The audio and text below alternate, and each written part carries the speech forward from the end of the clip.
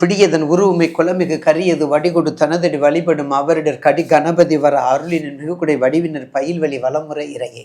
ஈசனே சிவகாமி நேசனே என ஈன்ற தில்லைவாழ் நடராஜனே. அல்லல் என்னும் மாசறு தாட்கொள்ளும் தெய்வமே,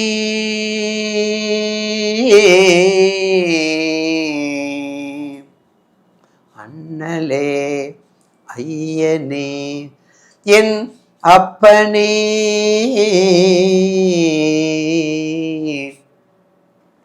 தில்லை நகர்வாழ் அதிபதி ஜனகாதிபதி துதிப்பதி அன்னை உமையவள் சிவகாமி உரை அன்பில் நடனபதியே சுவாமி நடராஜனே என் சுவாமி நடராஜனே.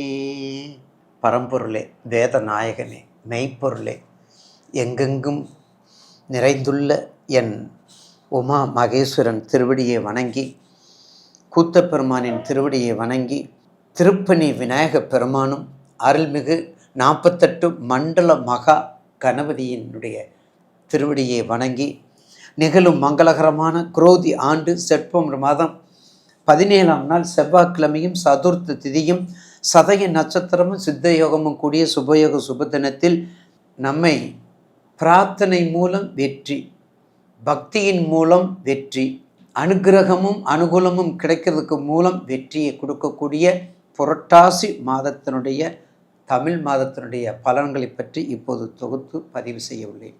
இம்மாதம் முக்கிய நிகழ்வுகள்: புரட்டாசி 11ஆம் நாள் சுக்கிர ஜெயந்தி, வெண்காந்த மலர், வெண்பட்டு, வெள்ள மொச்சை, பசும்பால், பாலாலயங்கள், கற்கண்டு சாதங்கள், பூர வெண்மை சம்பந்தப்பட்டதையெல்லாம் அவர் திருவடிக்கு சமர்ப்பணம் செய்து வழிபட்டால் சுக்கிரனுடைய பிரித்திலிருந்து நாம் தப்பித்து அவனுடைய யோக பலனை நாம் பெறலாம். அடுத்தது புரட்டாசி 16ஆம் நாள் சர்வ மகாலய அமாவாசை. ஒரு மனிதனுடைய வாழ்க்கையில் பூர்வ புண்ணியம் ஜெயிக்க வேண்டுமென்றால் மகாலய அமாவாசை. மறந்தவனுக்கு மகாலய அமாவாசை என்ற உணர்வுப்படி, முன்னோர்களுடைய வாக்குப்படி, அன்று மகாலய இதுவரையும் வழிபடாத தர்ப்பணங்கள் கொடுக்காதவர்கள் இந்த மகாலய அமாவாசையில் கொடுப்பது சால சிறந்தது. புரட்டாசி 17ஆம் நாள் நவராத்திரி ஆரம்பம். புரட்டாசி 25 11/10 மகா நவமி, சரஸ்வதி பூஜை, ஆயுத பூஜை 12/10. வேதம், கல்வி, குருகுலம், புதிய தொழில், புதிய ஆபரணம், புதிய ஆடை, புதிய நிறுவனம், புதிய தொழில்கள், கிரகப்பிரவேசங்கள் எது வேணாலும் பண்ணலாம் சரஸ்வதி பூஜைக்கு. ஆன்மீக சம்பந்தப்பட்ட அத்தனைக்கும் உகந்த நாள். இப்படிப்பட்ட நாளில் ஆரம்பிக்கிறது மிக சிறப்பாக இருக்கும் என்பதில் எந்த மாற்று கருத்தும் அல்ல. ஆக இந்த புரட்டாசி மாதத்தில் வரக்கூடிய புரட்டாசி மாதம் இரணியன் கசுபு மகாபாரதம் நடந்த மாதம் என்று சொல்லக்கூடியவர்கள். அதனால் புரட்டாசியில் பக்திக்கு முக்தியை அளிப்பதற்கும் பேராசையை தவிர்ப்பதற்கும் ஜனன காலத்திலிருந்து மரண காலம் வரை பிரார்த்தனையே வெற்றியின் கொடுப்பது, பக்தியே முதலீடு செய்வது என்ற உணர்வினை நம் முன்னோர்கள் நமக்கு அளித்துள்ளார்கள். அப்படிப்பட்ட புரட்டாசி மாதத்தில் வரக்கூடிய எல்லா வைபவங்களும் மிக சிறப்பாக இருக்கும். அதில் நவராத்திரி மிக மிக அதி உன்னத. ஆண்களுக்கு 1 நாள் சிவராத்திரி, பெண்களுக்கு 9 நாள் நவராத்திரி. அதுவும் இந்த மாதத்தில் வருவதும், இந்த புரட்டாசி மாதத்தில் வரக்கூடிய புதன், இந்த புரட்டாசி மாதத்தில் புதனோட அறிவு சார்ந்த சரஸ்வதி, இந்த 2 பேரும் சேர்ந்தது தான் சரஸ்வதி பூஜை. அதனால தான் இந்த புரட்டாசி மாதத்தில் வருது. ஐப்பசிலி வரும், அது ஏதாவது அந்த திதி மாறி வரும்போது வரும். இப்போ அப்படி கிடையாது.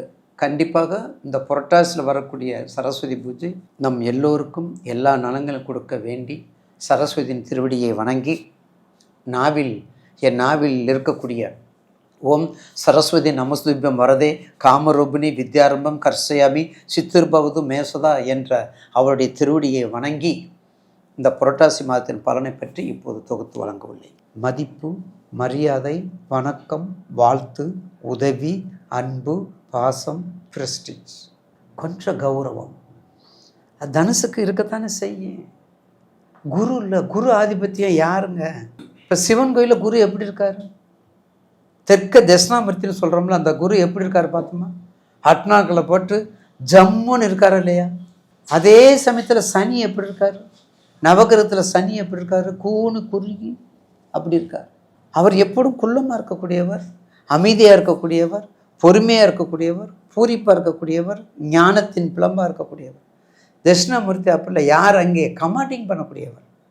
என்ன வேணும் உனக்கு? எனக்கு நீ பூஜை பண்ணியான்னு கேட்பார்.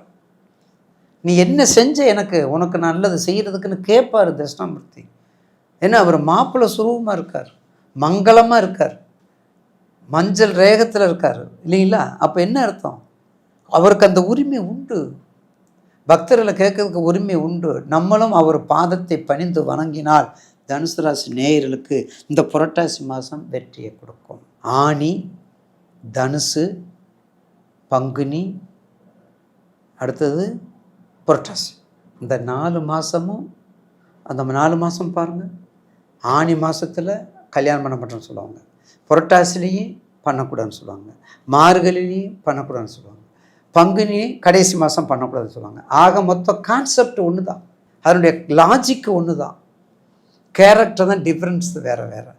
அதனால் கண்டிப்பாக தனுசு ராசி நேயர்கள் இந்த புரட்டாசி மாதத்தை பக்குவப்படுத்தி கொள்ளுங்கள். பஜனையில் பக்குவப்படுத்தி கொள்ளுங்கள், பக்தியில் பக்குவப்படுத்தி கொள்ளுங்கள், பிரார்த்தனையை நேர்த்திக்கடனாக பெற்றுக்கொள்ளுங்கள்.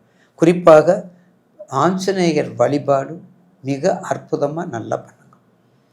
புரட்டாசி மாதத்தில் ஆஞ்சநேயர் வழிபாடு நல்லா பண்ணணும் கண்டிப்பாக. ஏன்னா இந்த வழிபாடே ஆஞ்சநேயர் வழிபாடு மாதம்தான் புரட்டாசி, புரட்டாசி மாதம்தான் ஆஞ்சநேயர். இப்படிலாம் வழிபாடு இருக்கிறதுனால நிச்சயமாக ஒரு நல்ல மாற்றத்தை கொடுக்குங்க.